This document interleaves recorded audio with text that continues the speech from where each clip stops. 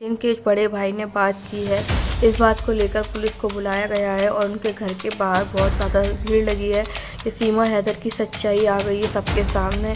वो जिस तरह से उसकी पिटाई हुई है और वो उस पे आंख पे भी उसको चोट लगी है, काली आंखें, दोनों आंखें उसकी काली हो गई हैं। गुलाम हैदर से सबक नहीं मिल रहा तो कम से कम सचिन से सबक मिल रहा है ना।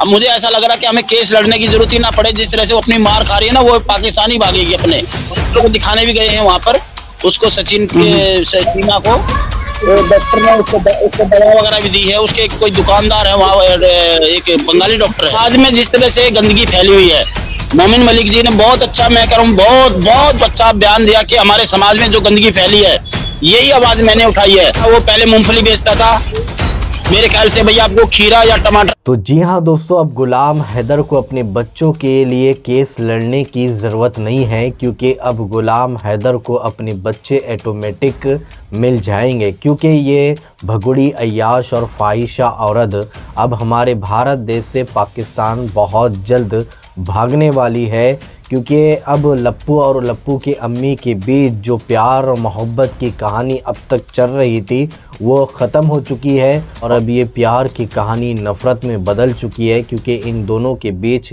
बहुत ही मारम कुटी हो रही है, लड़ाई हो रही है। सचिन ने भी सीमा भगुड़ी को बेइंतहा मारा है, इतना मारा है कि उसके आंखें जो है काली पीली कर दिया है। आपने वीडियो के माध्यम से ये तमाम चीज़ें देखी है। तो दोस्तों, इस पर आज सूर्या वर्मा जी जो हमारे इंडिया दिल्ली से है, उनका एक बहुत ही तहलकेज़ बयान आया है। बहुत ही धमाकेदार वीडियो है जिसमें उन्होंने सीमा भगुड़ी को लेकर बहुत सारी बातें की है और इसके बड़े बड़े राज इस वीडियो के अंदर खोले हैं, जो कि उनका ये वीडियो सोशल मीडिया पर काफ़ी वायरल हो रहा है। साथ साथ एडवोकेट मेमून मलिक को लेकर भी उन्होंने एक बहुत बड़ा अनाउंसमेंट कर दिया। जैसा कि आप सभी को पता है कि गुलाम हैदर ने इंडिया में वकील को हायर कर लिया है, उसका नाम भी पब्लिश हो चुका है। एडवोकेट मेमून मलिक उनका नाम बताया गया है और वो अब गुलाम हैदर का केस इंडिया में लड़ेंगे और बहुत जल्द आप लोगों को खुशखबरी सुनने को मिलेंगी कि गुलाम हैदर के बच्चे गुलाम हैदर को मिल जाएंगे। तो दोस्तों, इस पर भी सूर्य वर्मा जी ने बहुत सारी बातें की है।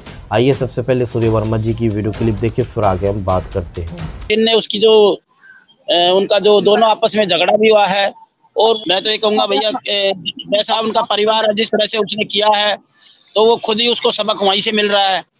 भैया गुलाम हैदर से सबक नहीं मिल रहा तो कम से कम सचिन से सबक मिल रहा है ना। जी बिल्कुल बिल्कुल वर्मा जी, आपकी बात बिल्कुल राइट। जी जी जी, बकरे की माँ कब तक खैर मनाएगी?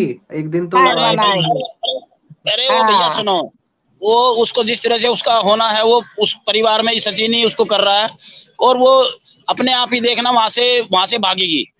वो अपने आप ही अपने बच्चों को लेके वही भागेगी। वो खुद, मैं कहता हूँ, ये अब मुझे ऐसा लग रहा है कि हमें केस लड़ने की जरूरत ही ना पड़े। जिस तरह से वो अपनी मार खा रही है ना, वो पाकिस्तानी भागेगी अपने। वो उसके साथ वो ऐसा कुछ नहीं है, उसको उसकी मार पिटाई हुई है। और वहाँ के जो डॉक्टर को दिखाने भी गए हैं वहां पर, उसको सचिन के सीमा को डॉक्टर ने उसको दवा वगैरह भी दी है। उसके कोई दुकानदार है वहाँ, एक बंगाली डॉक्टर है।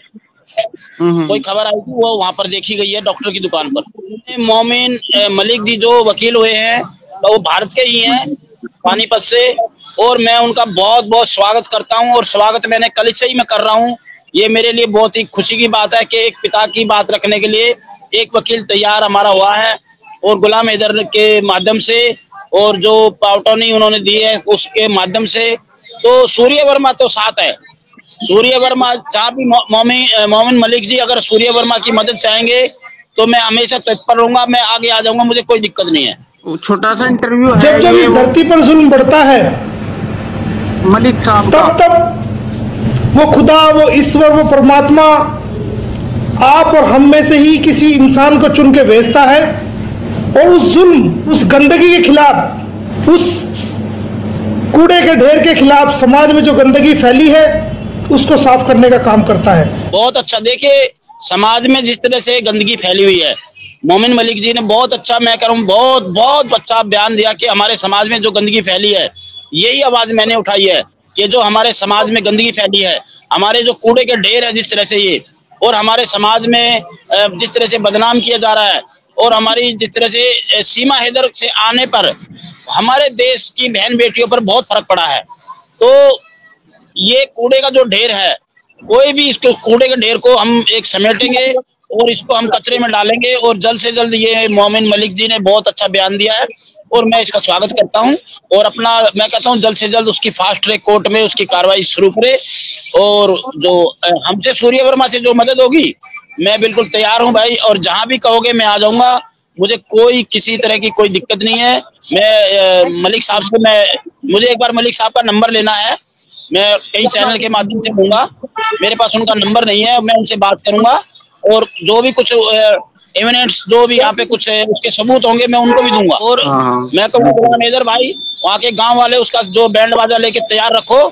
जिस तरह से तुम उसका स्वागत करोगे, उसका करना सीमा का, इस भगोड़ी का। हमने तो पूरी प्रक्रिया कर दी है इसको भगाने की तैयारी में। हाँ, इंडिया में सचिन का क्या होगा?